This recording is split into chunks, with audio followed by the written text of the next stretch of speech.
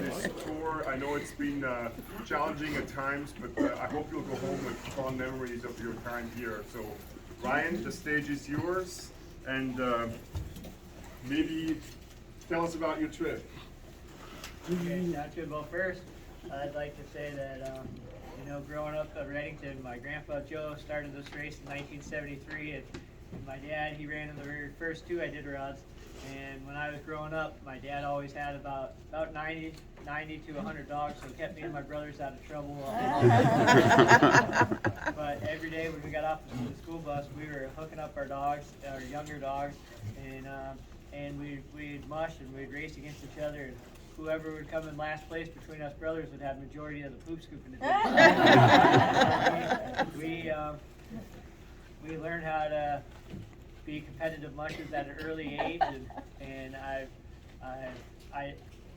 always wanted to race Iditarod, but I've always wanted to win the Iditarod. So this is a lifelong dream. What just happened, and I'm really proud of my dogs.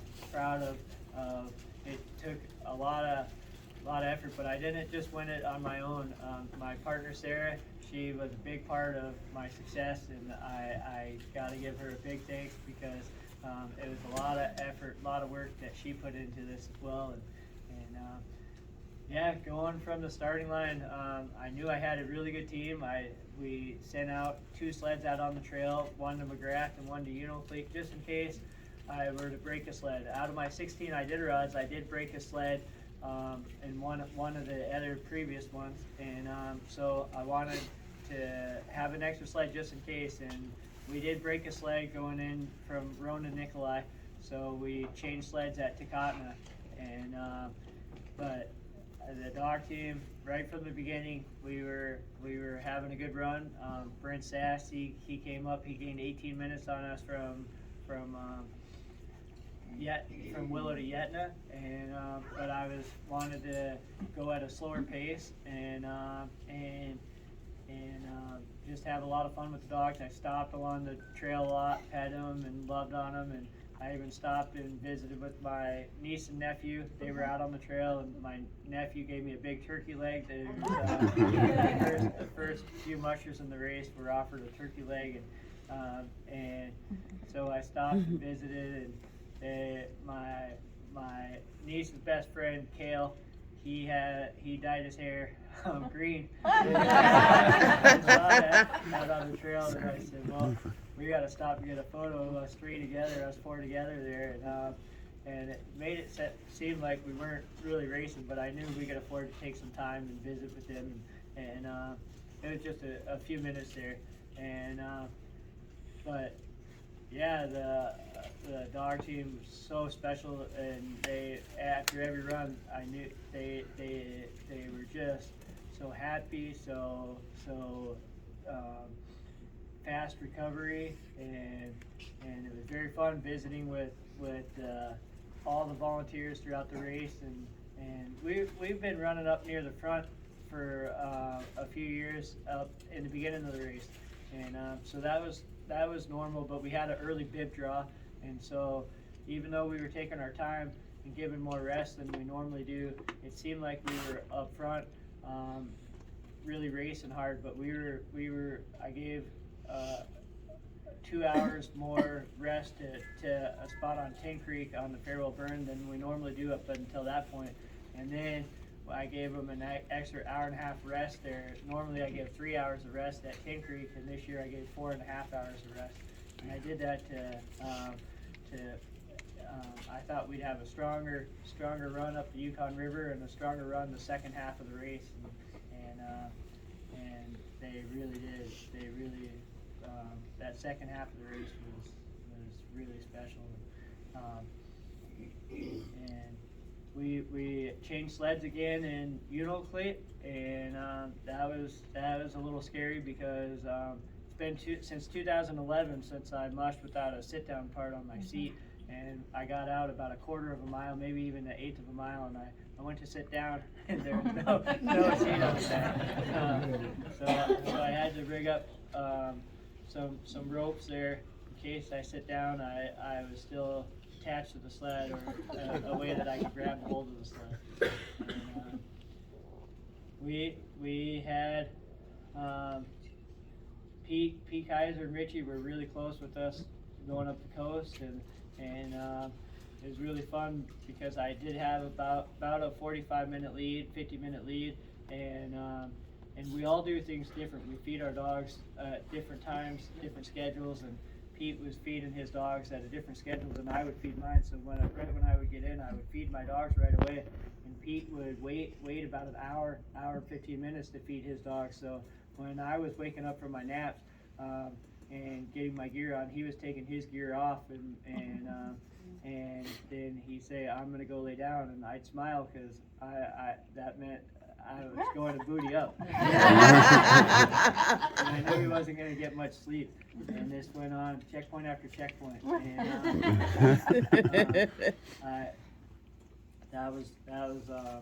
I knew that would work in our favor sometime there, and I think it did in Elam. But yeah, mushing into Unalcleat was really special this year because my mom, Barbara Ryan, she was born in Unalcleat, and to be the first one there and win the Ryanair Gold Coast Award and winning the Gold Nuggets, but really special was the Ivory Carved dog team, and that was really special. But having the town of Unalcleat out there meeting me at 4 a.m. and they had Eskimo drummers and everybody so excited, and that was the first time that a Redington had been that close to the lead, and everybody saying, "You got to win this for your grandpa, you got to win this for your dad, win this for the family, win this for Unalcleat." And I feel a lot of pressure, but the Peace on Earth pizza there was, really helped as well.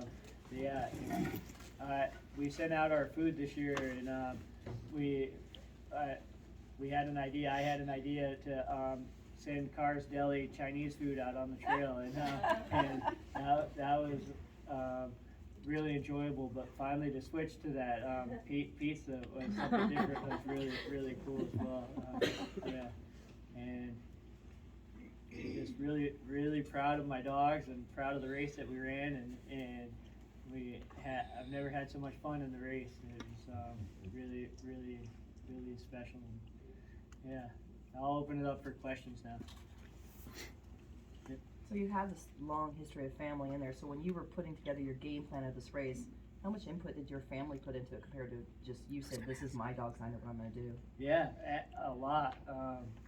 I borrowed a dog from my mom and dad in September, so I had a dog, one key dog in my team that he finished in the race. That he belongs to my mom and dad, and so not only do they have a champion son, but they finally have a champion dog too. But yeah, I asked so much advice throughout with my brothers, my dad and mom, even throughout the race, because they changed the rules that you can call home and they could give you any advice now that you can have. And so I call and ask, and my dad would quickly answer, and then he'd say, "Well, you better call your brothers and check with them first." And he'd always say, "You're doing it. You're doing it. You know, like you know what you're doing. Have confidence in you and keep it up." And so that was really special. My first, 14, 13 Iditarods, there was no cell phone coverage out on the trail, so to be able to call home and hear my family and their advice and their confidence in me, that's been really special. Yeah. Did you change your training leading up to Iditarod this year? Yeah, we definitely changed our training. We slowed it down a couple miles an hour because we focused on middle distance racing, and this year Sarah and I we had a long talk after last year, and we said we're gonna slow our training down, and we're gonna not race the competitive races as hard as we have, and in hopes to have more focus on Iditarod and the pace at Iditarod. So we train usually at 9.7, 9.9, and where before we train not all the time at that speed, but we train a lot, but then we'd also train at 12 plus miles an hour that the speeds that it takes to win the Bear Grease races and the other races down there. So I also, we decided in last minute to do a race called the Gunflint Mail Trail Race, and it's a 100-mile race, and we both decided, me and Sarah, that it'd be best if I took the B team and our friend Gunnar Johnson, who's an Iditarod musher, took the A team, and it just secured it that the A team would go at a slower pace, and also the B team would go more of an Iditarod pace as well. And that was when I first raced Wildfire after his horrific accident in Wildfire. It was really an amazing feeling to have him back in the team, and because he'd been looking good all through training. Well, we had a late start with him training because we had some of his plates taken out, so he had to have time to recover. But I gotta give a big thanks to the veterinarian, our friend Heather. She's right back here. She's the veterinarian that she did the surgeries on Wildfire and helped a big part of his recovery. Even after the surgeries, she helped get him back to where he is today. And then Sarah raced Wildfire in the Bear Grease, and Wildfire was finished that race in third place with Sarah, and the team looked like they were just starting at the starting line. At the end, they were barking and jumping, and especially Wildfire was too. And then to have Wildfire back in the Iditarod, and have him an Iditarod champion after last year is, I can't describe how cool and how special the dog he is. Yeah. Where was he In the team, he was in the I think right above the wheel position. Yeah. Cool. Yep. What decisions did you have to make on the fly? On the fly, yeah, a lot, because you run the race by your dog team, and even though you might write up a schedule a year in advance, you got to do right by your team and how they're doing, and so a lot of it is on the fly when you're racing up near, when you're racing competitive in Iditarod. So I wasn't going to make the decision to jump Elam until we got close to Elam and making sure the dogs were doing good, and the trail was good, and so a lot of the decisions, I had a plan to go through Shaktoolik.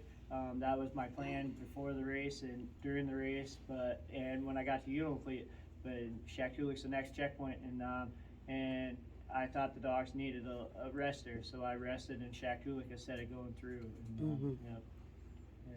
Right on. It's always a nice feeling when you do that move and then your competitors do the same thing. It's so much easier. Yeah. Thank you. Yep. Yeah, so what do you think was the biggest difference between your previous runs and this year winning? Was it like training, the dogs, equipment, mental? What, like if you had to pick one thing, Yeah. what I made think the difference? I think the training was that helped. We focused more on Iditarod, and so we trained at a slower pace. I got late LASIK eye surgery done in September, and that really made a big difference because I didn't have tired eyes when it didn't make me feel tired, where I always battled with I would feel good, but the contacts would dry out my eyes and it would make me feel sleepy, and just confidence, and I wanted to win the Iditarod, and I knew I had to be patient. Patience, I think that's another thing that I talked about, was in the years past I went to the front a little bit too early, and this year I was a little bit more reserved and kept their speeds down, and I think that really helped throughout the race later on. Great race. Thank you. So what's next then for you and your family? Are you guys looking at next year's Iditarod already, or? Yeah, absolutely.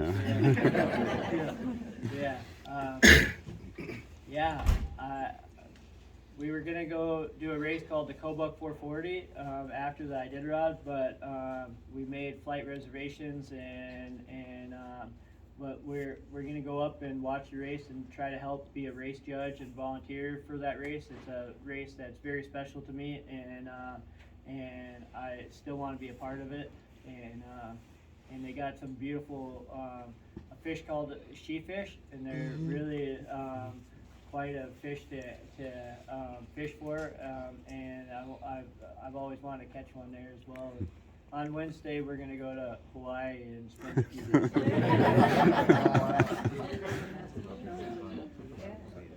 Yep. So you talked about part of your race, but you didn't really talk about the end. Could you talk Yeah. about the last two checkpoints? Yeah, Going through the blowhole, coming Yeah. and up. Yeah, before Elam, between Koyuk and Elam, I don't know about everybody else, but for me, I always fall asleep on the sled, you know, holding on the handlebars like this, and I'll nod off, and I did that for a little too long, and I woke up and there was no trail markers in any what direction.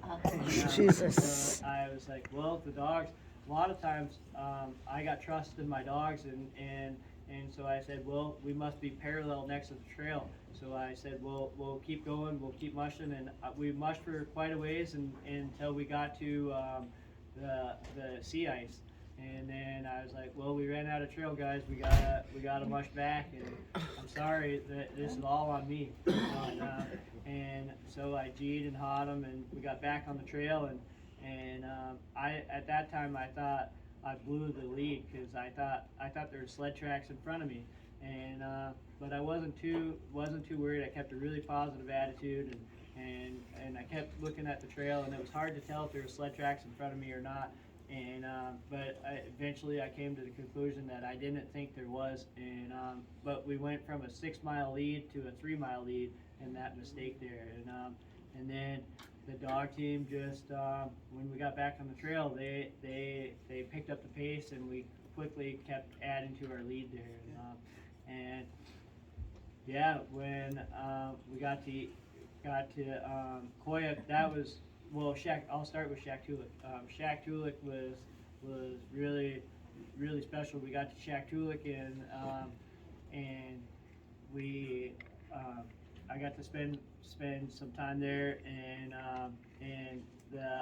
we're getting into the Eskimo communities, and Palmer Shagunik, he raced Iditarod, and he's a person that lives in Shaktoolik, and they have him come, and he's been I don't think he's missing Iditarod, you know, like at the checkpoints, and to hear him really hoping that I was going to win, and all the other elders there that been watching my dad and my grandpa, and they're saying, I think you can finally do it, Ryan. I think you can finally win for your family, and I was trying not to think on that, but I love hearing stories of my family, and that's one of the great things that I love being a part of the race, is I get to hear.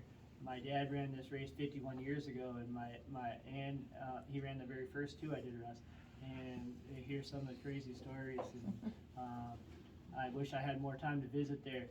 But we had a good rest in Shaktoolik, and I brought some of that pizza that I told you that I hauled some in my sled over to Shaktoolik, and I got about a half an hour nap there, and then off to Koyuk, across the sea ice we went, and had another good run, and there were so many people to welcome us in Shaktoolik, into Koyuk, and got another half an hour sleep there, ate good. There was a microwave there, so I was able to thaw out my Chinese food really quick.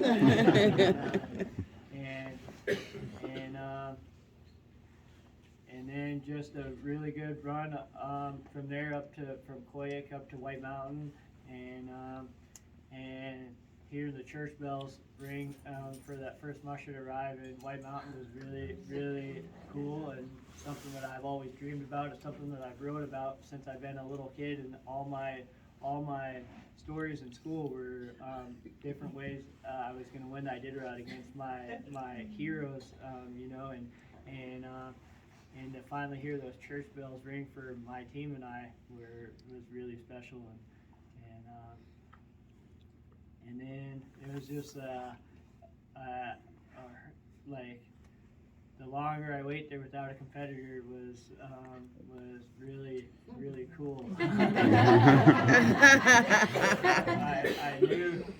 knew we had a 4-hour lead there. I knew I needed to mush out of White Mountain when my time was up, because in case there was problems on the trail. And that's when, between White Mountain and safety, I lost the trail a couple times there, and I had to set the snow hook and walk away from my team and look for trail markers, because I couldn't find any. So that was stressful, but I kept talking to my dogs and trying to get them to bark where I could know where they were, because there was times where I couldn't see here to the front row, when I couldn't see in that far in front, I would just look down and make sure there's snow machine tracks underneath where we were mushing, and I knew I needed that lead.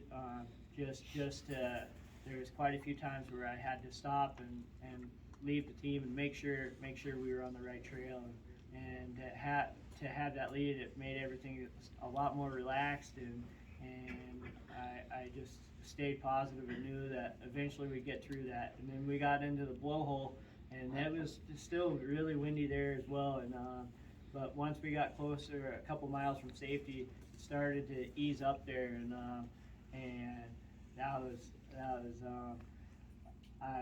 I was really excited to sign in and out of safety and start getting closer here to Nome.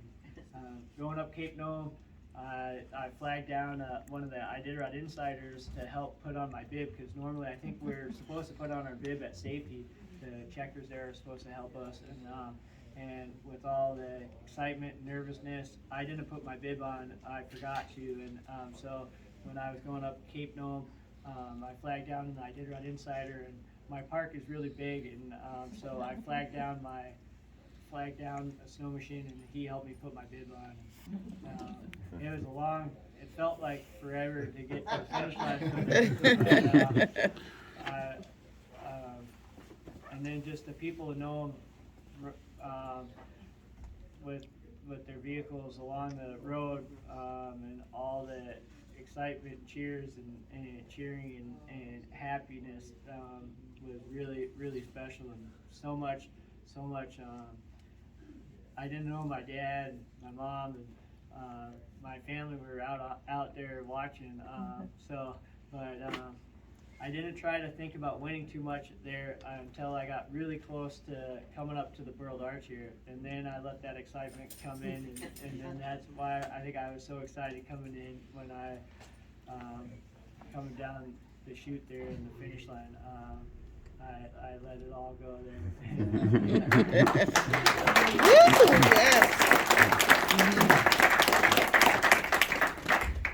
So, just a couple things.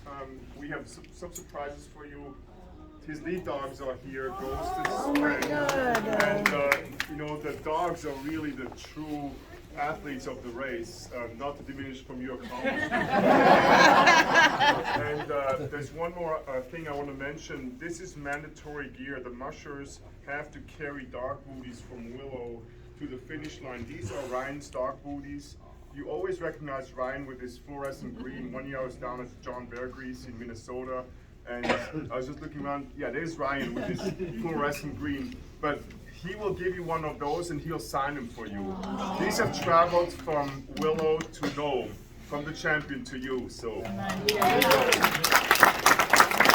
he's got markers, and you can just he'll be at the table, and we can take photos. Introduce your lead dogs really quick. So, Right. so the one on my left is Sven, and the one on my right is Ghost. Ghost, she has led me the last 4 Iditarods into Nome, and all in lead. And she's 6 years old. Sven is 4. This Ghost led over 80% of the race this year. And then Sven, he led the last couple days. But Yeah, really special dogs and very, very smart dogs. Smart Gene Haw and Ghost is smaller and but she's got a huge heart and She looks nervous. Maybe. yeah, she is a little bit shy, but yeah, she's. Go. They love these two. When they know I put the booties on, they're All business. they get very eager and tight lines and she starts jumping straight up in the air and yeah, I'm very proud of all my dogs, but these two here, we couldn't have done it without them, especially both these two. Do they smell the trail at all? I mean, how much is Yeah, it? Like, I think they definitely smell the trail a lot, but especially when other teams are in front of you, they'll smell the scent from the other dogs. but when you're in But front? this year, we took the lead outside of Eagle Island, so we had to lead a lot of the time. So they had to rely on their natural instincts for the trail and then listening to me, Gene and Hop. But you're welcome to pet these guys. I'll bring them over here and. So Ryan will be at the table, and then, you know, there's a lot of us here. We'll just file through. If you want him to sign the booty, you can do that, and we'll just try to move as quickly as we can. Some of you have to catch a flight, and Ryan has other obligations, but let's give him a hand.